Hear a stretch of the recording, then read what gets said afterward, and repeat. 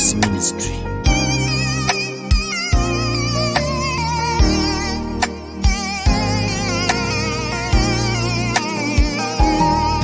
Limunyiza biliteja muliro gw'obujja guli byokya ebikore bitamye z'omunsi byakusanuka olw'ekiruyi. Limunyiza biliteja muliro gw'obujja guli byokya ebikore bitamye z'omunsi byakusanuka olw'ekiruyi. Misiriyaga amakanisa bijjudde obwenzi n'obulogo byawamba etemu n'obubi byaganja bisanyusa Katonda mpawo yadde.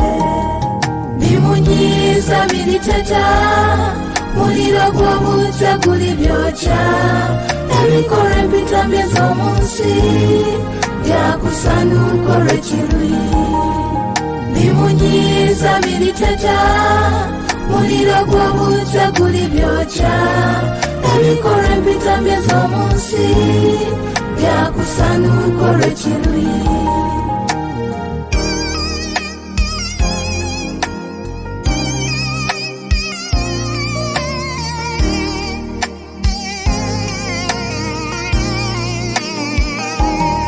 Babuloni kyagwadda bangi bali muli batudde kanisa n'ensi toyawula bakola mikago kwenyweza.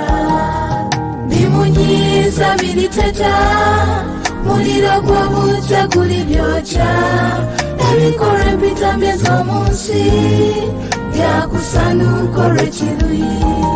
Ne malayika omulala owokusatu n'agoberera ng'ayogera n'eddoboozi ddene nti, omuntu yenna bw'asinza ensolo n'ekifaananyi kyayo era bw'akkiriza akamalo k'ensolo ku kyenyi kye oba ku mukono gwe, oyo naye alinywa ku mwenge gw'obusungu bwa Katonda ogufukibwa obutatabulwamu mazzi mu kikompe eky'obusungu bwe, era alibonyaabonyezebwa mu muliro n'ekibiriiti mu maaso ga malayika abatukuvu ne mu maaso g'Omwana gw'Endiga. N'omukogo ogw'okubonyaabonyezebwa kwabwe gunyooka emirembe n'emirembe, so tebalina kuwummula emisana n'ekiro abasinza ensolo n'ekifaananyi kyayo na buli akkiriza akabonero k'erinnya lyayo.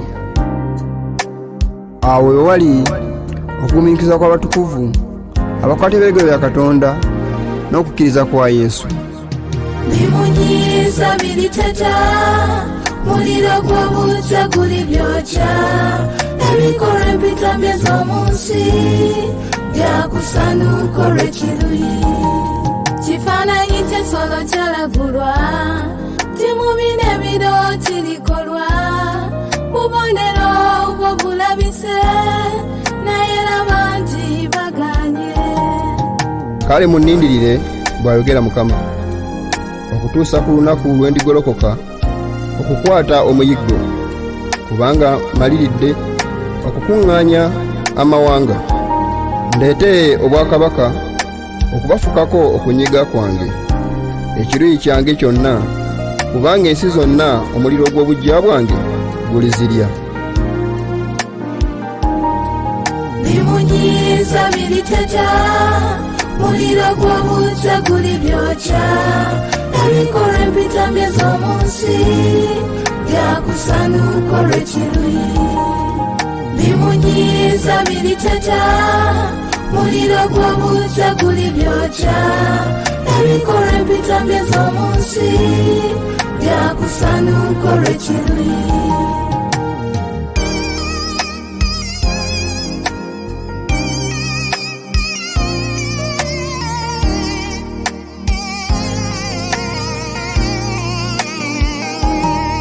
Nina wabenza asesedde azadde bangi nkuyanja ne muganda we yeyolese bunabyo bwalagulwa butuuse. Bimunyiza biliteja muliro gw'obujja guli byokya ebikore bitamye z'omunsi byakusanuka olw'ekiruyi. Bimunyiza biliteja muliro gw'obutta guli byokya ebikolwa empitamye z'omu nsi byakusanuka olw'ekiruyi kabonero k'ensolo twalabulwa ti mu bino ebirooka lifunwa teeka ly'esande lyeyolese naye n'abangi baganye bimunyiiza biriteta muliro gw'obutta guli byokya ebikolwa empitamye z'omu nsi byakusanuka olw'ekiruyi ne ndaba ng'ennyanja y'endabirwamu etabuddwamu omuliro abaava eri ensolo n'ekifaananyi kyayo n'omuwendo gw'erinnya lyayo n'akabono kaayo nga bawangudde nga bamiridde ku nnyanja y'endabirwamu nga balina ennanga za Katonda ne bayimba oluyimba lwa Musa omuweereza wa Katonda n'oluyimba lw'omwana gw'endiga nga boogera nti bikulu era bya kitalo ebikolwa byo. Ani atayitya Mukama n'ataliwa kitiibwa erinnya lyo? Kubanga gwe wekka gwe mutukuvu. Kubanga amawanga gonna galijja era galisinziza mu maaso go, kubanga ebikolwa byo eby'obutuukirivu birabise.